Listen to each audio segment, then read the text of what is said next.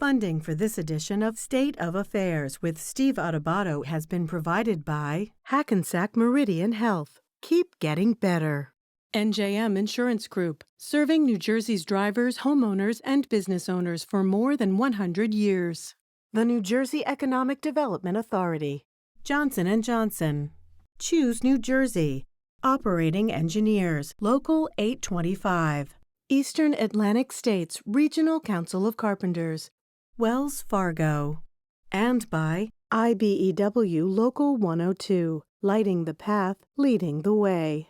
Promotional support provided by NJ.com, keeping communities informed and connected. And by Jaffe Communications, supporting innovators and changemakers with public relations and creative services.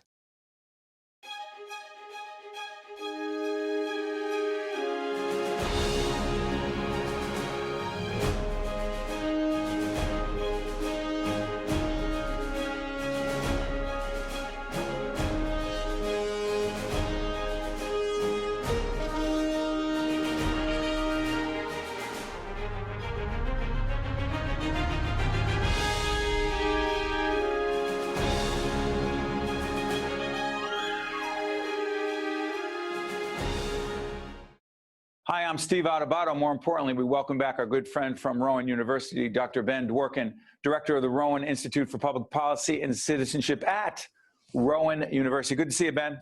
Good to see you, Steve. Thanks so much for having me back. You got it. Rowan is one of our higher ed partners, and Ben joins us to talk about public policy and citizenship and a whole range of things. So, Ben, we're taping on the 22nd of June, being seen later. As New Jersey faces a decision as to who will lead the state as governor, either the incumbent, Phil Murphy, or Jack Ciattarelli, his Republican opponent. We don't do politics, we do policy. What are the most significant policy issues facing the state of New Jersey, regardless of who gets elected governor? Well, I think it's going to continue to be the traditional policy issues that usually come forth in a gubernatorial campaign. That's the affordability question. Taxes and affordability are going to remain front and center for New Jerseyans. It's a high-cost state. Democrats have embraced a certain outlook about how they're going to approach taxation. We've seen the increase in the millionaires tax as an example, and Democrats are proudly running on that. Republicans are going to be challenging Phil Murphy and the Democrats on exactly those issues, and these are pretty standard for what we typically see in a gubernatorial election. Let me try this one. This is going to sound like a real pivot, but as we tape this program, there are discussions going on all around the country around the voting process, the electoral process. Some argue on the Republican side, you're making it too easy for people to vote. On the other side, the argument has been there are too many impediments, and it's in some cases perceived to be racially motivated, who's a D, who's an R, et cetera, et cetera. Here's the question. These debates around the country around the voting process, in person, by mail, voter ID, no voter ID, what does that have to do with citizenship? The fundamental aspect of citizenship in a representative democracy is the ability to choose your leaders. And the more restrictions we put, the more hurdles we put in front of our citizens to engage in that fundamental act of citizenship is perhaps a way we are making citizenship harder when we should be making it easier. And I think that's really that's the link here. But one more quick one on this is proving that you are who you say you are by having some sort of ID. Is that a barrier? Because devil's advocate question, I need that ID to do a lot of things. And yes, citizenship should be easier, but you need to be who you say you are, no? Absolutely. Nobody wants to see fraud. I mean, I think what we're seeing are things that go far beyond voter ID. But even the progressives, people like Stacey Abrams, who's been a national leader out in Georgia, but now a national leader on this particular issue, hasn't got a problem with voter ID. It's a matter of, do you have it? Not everybody has a driver's license. So what can you use as a voter ID? If I can use my utility bill, then Sure, everybody's okay with that. That is not the issue. But what we are seeing around the country are issues and new legislation being put forward and some states being passed that go far beyond just proving who you are. Ben, let me ask you. You mentioned some of the issues in New Jersey that will have an impact on not just who's elected governor, but what that governor will face. But COVID, this pandemic, as we tape this program, 15, 16 months, going beyond that, right?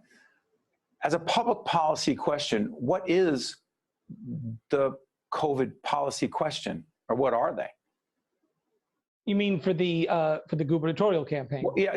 Okay. So from a public policy point of view, Republicans, including Jack Ciattarelli, the Republican nominee, will say, and by the way, we're going to do an hour program with 2.5 hours with each candidate talking policy. But here's the question. They'll argue that from a policy point of view, that Governor Murphy's policies have been wrong and hurtful to business. They've been too restrictive to date, regardless of where we are right now, but for too long, too restrictive. Is that a policy or a political question? Oh, I think it's absolutely a policy question. I mean, somebody had to make a decision. One of the things we appreciate about politics in the continuing aftermath of the pandemic is the role government does play in our lives. And the importance of having strong leadership. Republicans might have done things differently had they been in charge. The voters gave Phil Murphy that position, and so he made the call. Polls continue to show us that generally the public is giving Phil Murphy high marks for his decisions. So the fact is, I'm sure it's part of a political process in that we debate, did Phil Murphy do the right thing or the wrong thing in June, in March, in the beginning? But first of all, I think politically, the public is going to be less concerned as we head towards November with what happened 6-7 months ago and decisions that were made by the Murphy administration then than they will be with taxes and opening the economy.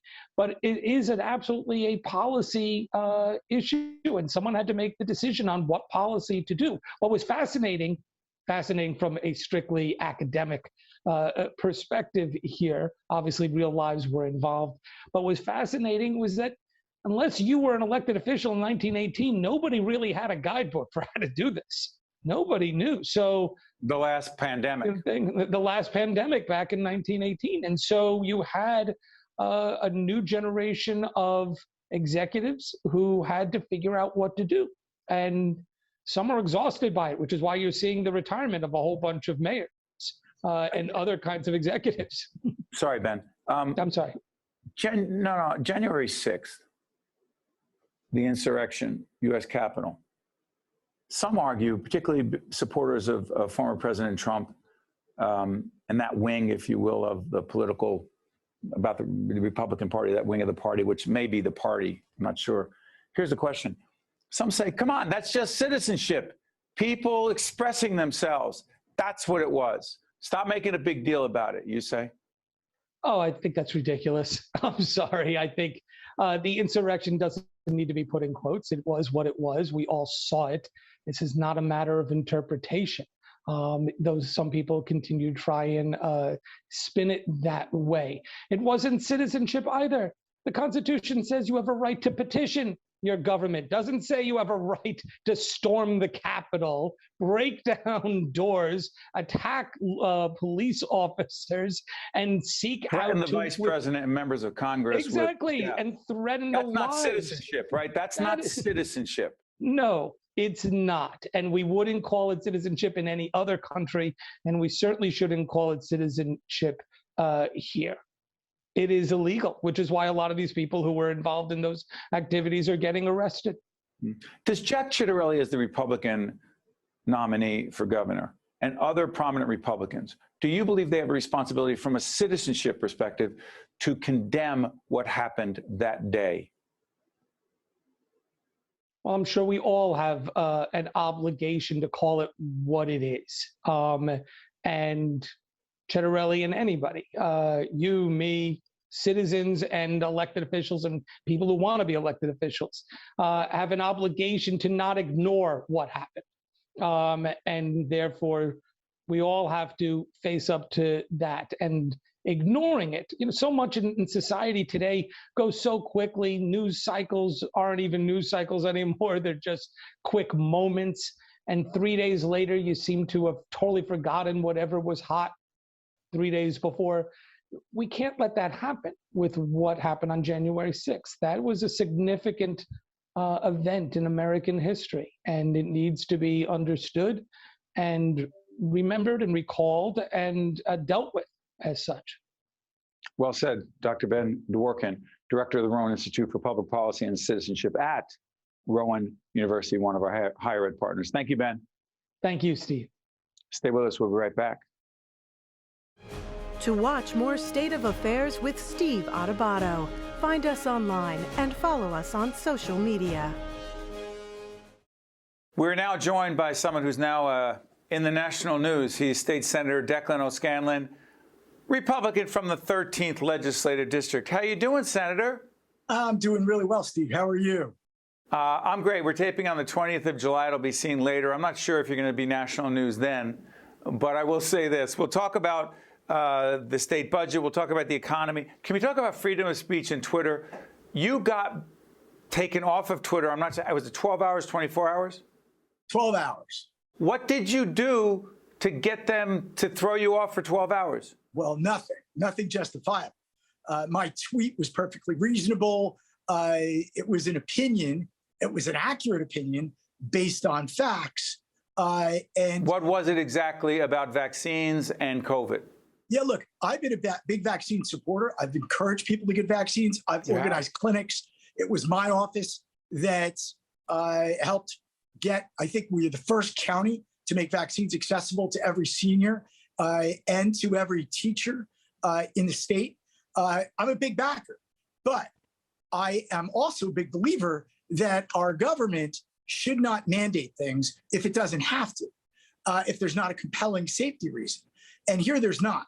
We have had amazing voluntary uptake of the COVID vaccine. Also, by the way, it's emergency use authorization as well. So mandating such a medication when there's already great voluntary uptake is completely uncalled for. But Senator, even for children under 12, as we speak on the 20th of July, with the Delta variant just sweeping across the nation, really no sense that children should be vaccinated?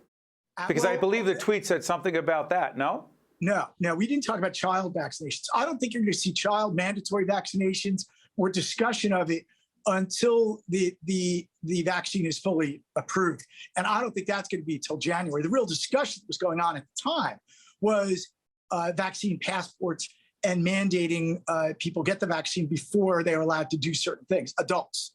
What do you think of that? What do you think about the passports?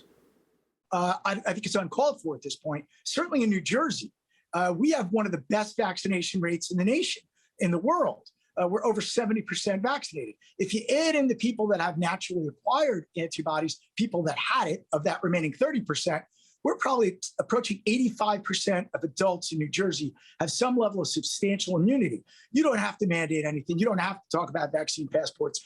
It's gratuitously provocative for those people that have concerns and choose not to get vaccinated. By the way, real quick, Twitter put you back on, and you're waiting for an apology. By the time this airs, you may have gotten it, you may not, I don't know. But I want to ask you this, Matt, real clear, and by the way, we love having you because you always speak your mind. Quick question. In the fall, September into October, should school-age children under 12 wear masks? At this point, no, because of our low transmission rate. This isn't a great threat to children. They've proven not to be vectors. Look, but we have to be fair.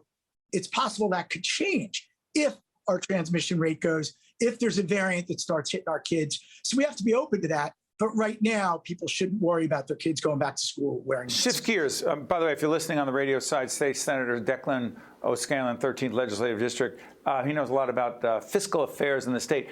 Give Governor Murphy a grade of his regarding his fiscal management of state resources. F. Because Come on, Declan, seriously. Look, you know what? Here's what I'll do. I'll give him a D+ because he did do what Republicans requested. The leadership in the legislature and the governor, at the end of the day, did pay down some debt, did do some things, and make a full pension payment and then some. And look, I think they partly did that kicking and screaming because Republicans were pushing, and they knew we were breathing down their necks. But on the flip side, we borrowed $4.5 billion that our kids and grandkids are going to have to repay that we didn't have to borrow, that Republicans warned at the time we didn't have to borrow. We have done nothing to control our budget long term.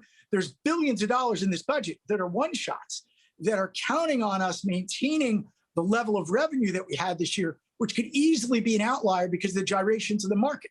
So no more than a D+.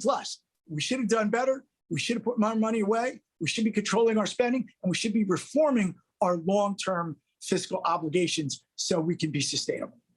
Talk about the governor's track record in terms of supporting small business. Been a disaster. It's been dribs and drabs. You talk to almost any small business person trying to gain access to the minimal amount of money. We should have done I had a bill to do $300 million 15 months ago. We would have saved hundreds and hundreds more businesses. We would have kept people employed. So it's been a disaster. It's been dribs and drabs, and the programs are oversubscribed in 10 minutes. That's been a disaster. We could have done much. Senator, sorry for interrupting. On one hand, you talk about it's important to be fiscally conservative. It's important to manage the resources we have and the windfall from the federal government, from the COVID dollars, federal support, but then give more money to small businesses. Is that a contradiction? Not at all. That's exactly what the money was designed for. You take the money that you get and you put it where it's supposed to go and where it will prime our fiscal pump. We didn't do that. We held on to it. There's still money that we're holding on to. And the governor used it rather than to help small businesses. We used it to pay salaries of people that were already budgeted for. So no, it's not inconsistent at all. If I'm calling to use money exactly as it was intended to save our economy. You know, I feel like for 20 years, I've been doing this for close to 30. It just makes you really old. But for 20 years, we've been talking about, not you, me, we've been talking about school regionalization. There's a school regionalization bill. Real quick, what is it? Why is it important? Why is it going nowhere fast? No, I think it's going to move. I think we did the. Now, what are you saying isn't going to move quickly? The regionalization itself, or we passed the bill? Let's just say they've been talking about regionalizing schools for at least 2 decades. There are way too many school districts. They're way too expensive. It has a big impact on property taxes. You tell me what's going on. We've been our own worst enemy. In many instances, you've had districts that wanted to merge, but our own laws, our own restrictions, our own mandates about dealing with contracts and salaries got in the way. So you'd have, 3 districts trying to merge, and 2 out of the 3 would be big winners. 1 would be a loser, and they'd kill it. You also would have other issues, which we're removing with our new bill. And there's tons of districts that are looking at regionalizing. So hold tight on that. Okay, so you'd have 1 superintendent instead of 3. You'd have not as many administrators, and we're not looking to have people lose their jobs, but it is very expensive. A small school, there are school districts that do not have a high school. There are school districts that I'm not even sure how many schools they even have to have a superintendent, an assistant superintendent, a deputy. It's expensive. Our bill will go a long way to solving that and to paving the way for districts that want to merge and make it easy for them to do it and remove these hurdles to do it. By the way, how do people follow you on Twitter? Declan O'Scanlon, at Declan O'Scanlon. Very easy. And by the way, as we speak right now, your account is active. It is, yes. Just and checking. I'm gaining followers every day. It's wonderful.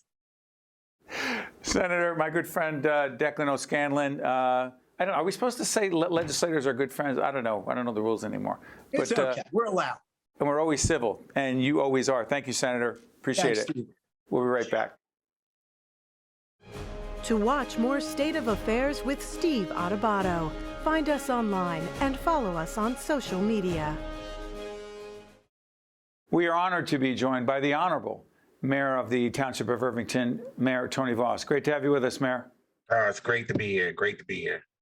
Mayor, let's talk about this whole range of conversation about COVID resistance. I want to get into this because in your community you said approximately 55,000, 54,000 residents, right? Yeah. But it's larger than that when you count those who are undocumented. Is that fair? That is very fair. There's a few things that is involved when you start talking about that. The biggest thing is not the access to vaccines.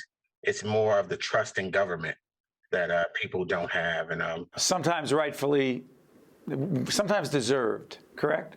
Absolutely, absolutely. You think about, the history of African-American folks, Brown and Latino folks in this country, and you think about what we've just went through the past 4 years with not being able to trust government. Some people think that if they even fill out the census form, that they're going to be deported or their family members are going to be stripped away from them. So they are very hesitant to give government any access into their lives, especially their information, so that they can even do things like, get vaccinated, save their lives. And so as we speak, I believe, we're taping this at the end of June. I'm hoping and praying these numbers are higher a month or 2 months from now. 35%, is that right? 35%? We're actually up about 43% now. 43, I'm sorry. My bad. 43%. What's your message to everybody else, not just in Irvington, but in other urban communities across the tri-state region watching us right now? Well, my message is I hear you and I understand. And we have to look at this as a single incident, something that has happened not only to our urban communities, this state, this country, and this planet. This pandemic has ravished everyone from Black, white, Latino, and it doesn't really matter. And when we look at ourselves, if you want to take the position that you don't want to get vaccinated for yourself, I can understand that. But think about other people in your family that may not have that choice. Think about your spouse or your children or your grandparents, that may fall prey to this because you've made a decision not to get vaccinated yourself. I've been vaccinated, Steve. It's safe. I haven't turned into a zombie. I'm still here in my community letting people know that it's very important for them to get vaccinated. And I want everyone to know that. Mary, switch gears. You've talked an awful lot, very eloquently and effectively, in a very important way about the relationship between police and the minority community. And you have said it is extremely important that the police force in a community is reflective of the population in that community. What is the case in Irvington in that regard? Yeah, our department is a little over 90% African American. It definitely reflects the population here. And in Irvington, we do things a little different. We know that everyone's immediate idea is not to go to college. So we go into the schools, we talk to the kids in high school about their options when they graduate high school, about becoming police officers, becoming firefighters, about investing in their own community. So we have those conversations with folks, and we've been doing that since 2014, and it's been very successful. But also the fact that homicides, violent crimes, and we're not here to promote Irvington per se, but there's statistics, there are facts, that crime has been reduced by 80% over the last several years. That's correct. How? Well, there's a combination of things. One, it's taking onus on your own community, being responsible. And we try to talk to people and educate people about being responsible in your own community. Because if you think the mayor has all the ideas, or the police director, or the police chief, you're sadly mistaken, because it takes you, the people who live in the community, to want to make a difference. And we have a friendly approach with our community. I live in this community. We want to talk to one another. We want to have the type of relationships that they used to have years ago, where you can talk to your neighbor's kid, or you knew the officer that walked the beat on your block. And we wanted to get back to some of those things that was the real foundation of community. You've also said, Mayor, that the only way to really engage in serious substantive economic development, which Irvington needs, a lot of urban communities need, is to deal with crime first, because if people don't feel safe, you can finish the sentence. Go ahead, Mayor. Yeah, well, one of my slogans have been, we want to keep our community clean and safe. Nothing else matters. No development, no businesses coming in. If your community is not clean, no one's going to want to come there and spend their money. If it's not safe, no one's going to be there and risk their lives. So it's important to keep your community clean and safe. And as long as you have those at the head of the line of the things that you want to accomplish, everything else will fall into place. And that's the model that we've been speaking for the last 8 years. Real quick, what's the Explorers program? We started an Explorers program here because we wanted to have a real face-to-face contact with our young people and our men and women in uniform. We had a program here that was supervised by the director of the fire department, John Brown, and also Captain Cruz, where we teach the kids about not only responsibility and taking care of their own community, but what it is that they do as men and women in uniform, whether you're on the police or the fireman side, which insists on training and respect and standing at attention and marching and knowing exactly what it is that is expected of you as being a member of this community. And it's been very, very great, very rewarding, successful program. Of course, COVID put a damper on that, but we want to get that started up again as soon as we can. Mr. Mayor, we thank you for joining us. You honor us, and we wish you and the great community of Irvington all good things, and we'll continue this conversation. We'll revisit this discussion in the future. Thanks so much, Mayor. Thank you so much. Take care. You got it. I'm Steve Adubato. We thank you so much for watching, and we'll see you next time. State of Affairs with Steve Adubato is a production of the Caucus Educational Corporation.